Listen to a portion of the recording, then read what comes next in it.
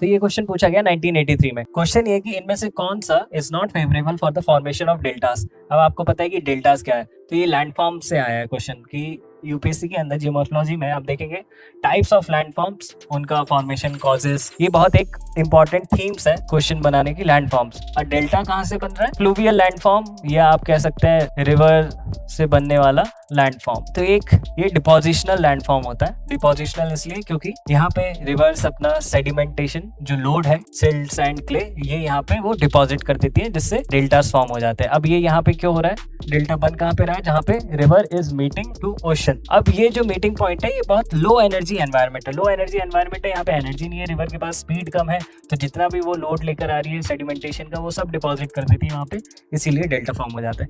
अब delta form ना हो, ऐसा क्या हो कि वो डेल्टा फॉर्म होने से रोकेगा? तो आपको पता है कि वहाँ पे इरोजन नहीं होना चाहिए। पहली चीज, बहुत ज्यादा करंट, टाइड्स का एक्शन आ रहा है, वेव एक्शन आ रहा है, ओशन वेव एक्शन आ रहा है, तो उससे डेल्टा फॉर्म नहीं होगा। तो मतलब currents and tide is one of the not favourable option. ठीक है। काम विंड्स, काम विंड से क्या होता है? विंड कम चलेगी तो ओशन वेव या ओशन से एक्शन बहुत कम रहेगा, तो इरोजन कम होगा, इरोजन कम होगा तो डेल्टा फॉर्मेशन में हेल्प होगा, डिपोजिशन ज्यादा हो रहा होगा। शेल्टर्ड कोस्ट, शेल्टर्ड कोस्ट का मतलब यहाँ पे हो गया, शेल्टर्ड का मतलब हो गया कि वो कोस्ट जो नेचुरल बैरियर्स या नेचुरल शेल्टर से घिरा हो, जैसे कि मैंग्रोव्स हो सकते हैं वहाँ पे, जैसे कि कोरल रीफ्स हो सकते हैं वहाँ पे, ठीक है, और भी चीजें हो सकती है, जैसे कि बार्स, सैंड बार्स हो सकते हैं वहाँ पे।